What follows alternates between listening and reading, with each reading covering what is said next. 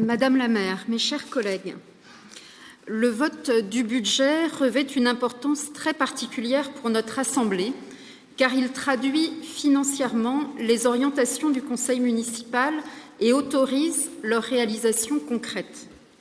La majorité municipale, sous la conduite de Madame la maire, poursuit une politique ancrée sur deux piliers, le progrès social et le progrès écologique. Nous défendons cette exigence de répondre conjointement à ces deux défis que nous considérons prioritaires et indissociables, développer les solidarités et la cohésion sociale et réduire notre impact écologique et climatique. Dans les temps incertains que nous vivons depuis le début du mandat en 2020, des réajustements de notre projet auraient pu être nécessaires pour faire face à la crise du Covid, puis celle de la hausse des prix de l'énergie et pour faire face à l'inflation. Les décisions gouvernementales, comme la suppression de la taxe d'habitation pour toutes et tous, aident certes les ménages à amortir la hausse des prix, mais ne contribuent pas à consolider les budgets locaux, leur donner la visibilité dont ils ont besoin pour soutenir les services publics et développer les politiques essentielles aux Rennaises et aux Rennais. N'oublions pas que l'impôt, c'est la solidarité qui finance les services publics, le soutien à nos partenaires, en particulier associatifs, et nos investissements, ainsi que des redistributions plus justes de ressources. Dans cette incertitude, avec une autonomie fiscale plus réduite imposée par le gouvernement, notre ambition reste inchangée pour porter nos engagements auprès des Rennaises et des Rennais, et ce, sans hausse de fiscalité, comme nous nous y sommes engagés en 2020. Cette prouesse est notamment possible grâce à une maîtrise des dépenses de fonctionnement facultatives et avec la mise en œuvre dès 2022 d'un ambitieux programme d'économie d'énergie qui permet de dégager un autofinancement de 20 millions d'euros.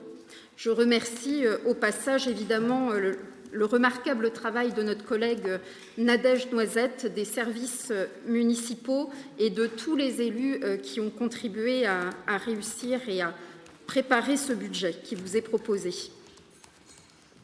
Notons aussi que si l'État nous a privés du levier de la taxe d'habitation pour équilibrer les budgets locaux, il a instauré cette année des mécanismes de soutien aux dépenses de fonctionnement des collectivités au travers de fonds, de majoration de base fiscale et de dotations de compensation pour atténuer l'impact de l'inflation.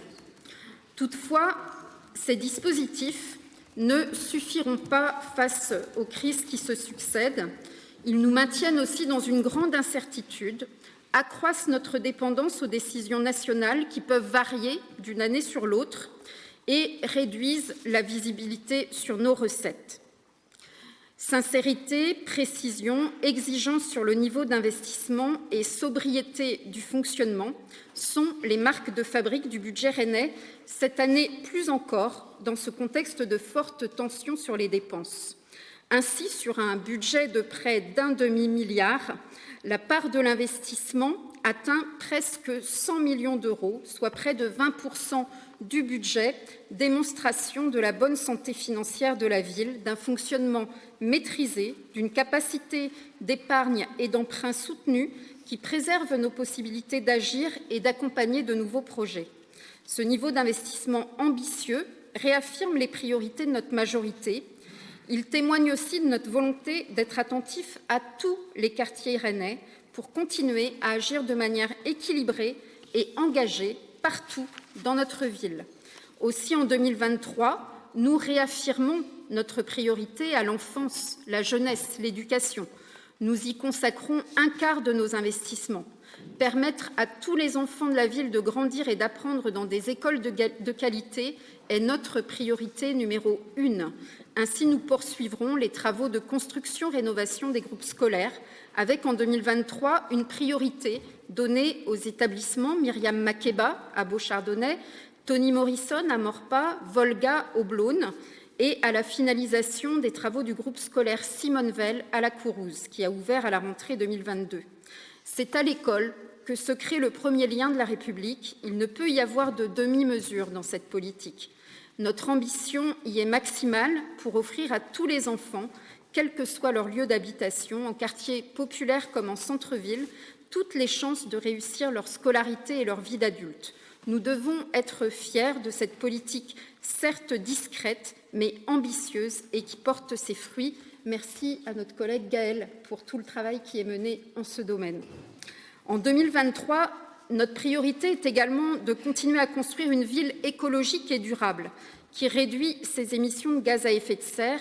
Ainsi, 15% du budget d'investissement sont consacrés aux travaux de rénovation énergétique des bâtiments communaux ainsi qu'aux divers projets logistiques de modernisation numérique de la ville pour contribuer à maîtriser notamment les dépenses d'énergie. Et je sais le travail remarquable qui est fait par tous les collègues qui participent au GTA Tech en lien avec Marc Hervé. En 2023, toujours dans cette perspective de construire une ville verte, fraîche et respirable, nous continuerons à mettre l'accent sur la qualité des espaces publics. Une ville où l'on se sent bien, c'est une ville qui porte une exigence sur la qualité du cadre de vie. Au total, 15% de notre investissement consistera en l'amélioration du domaine public et des espaces de circulation. Nous avons parlé des petites places du centre-ville, cher Didier, qui seront aménagées, Champ-Jacquet, Parcheminerie. Nos financements iront aussi sur les jardins, sur la biodiversité, sur la poursuite des travaux d'aménagement des prairies Saint-Martin, sur la propreté publique aussi, qui est une nécessité pour le bien vivre ensemble, autant en centre-ville que dans les quartiers. Notre engagement volontariste pour aménager les quartiers de Maurepas, du Blône, de Beauchardonnay restera très soutenu et nous honore, mes chers collègues. Pour notre deuxième pilier, les solidarités et la cohésion sociale, nous soutiendrons la construction de l'espace social commun à Maurepas, la mise en accessibilité des établissements recevant du public et la construction du musée des Beaux-Arts, toujours à Maurepas, ainsi que la maison des femmes pour accompagner les femmes victimes de violences qui s'installera dans le Blône, à côté de l'hôpital Sud, et aussi, je pense, au pôle santé du Blône qui ouvrira dans de nouveaux locaux, je l'espère, dans les mois prochains. Une ville où l'on vit bien, c'est une ville qui développe des équipements sportifs, citoyens et culturels. Un quart de notre budget d'investissement y est consacré. Pour le sport, les activités physiques, nous en avons parlé, cher Sébastien, nous aménagerons le pôle Ovalie au Gailleul. Nous commencerons aussi les travaux et les études sur la halle du Blône, sur la place Jean-Normand, pour la piscine, le centre aqualudique de Villejean. Un terrain en gazon synthétique sur le complexe sportif Moulin du Comte sera aménagé. Nous rénoverons le gymnase Kennedy à Villejean, Torigné dans le Blône, Tréguin à Maurepas. Nous effectuerons des travaux d'électrification du stade rennais. Pour la citoyenneté et la vie en société, une enveloppe de 3,5 millions d'euros sera consacrée au budget participatif. Nous poursuivrons la construction du pôle associatif du Blône qui ouvrira ses portes à l'été prochain. Améliorerons aussi la sécurité là où c'est nécessaire avec la vidéoprotection. Maintiendrons les subventions d'équipement aux quartiers et aux fédérations.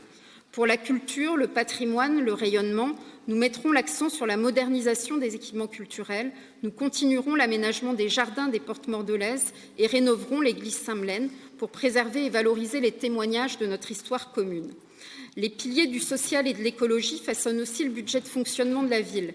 Il répond aux enjeux de qualité du service public et de cohésion sociale à travers la valorisation de l'emploi public, la recherche de sobriété dans nos dépenses, en particulier d'énergie, le soutien renouvelé aux acteurs associatifs et au Centre communal d'action sociale.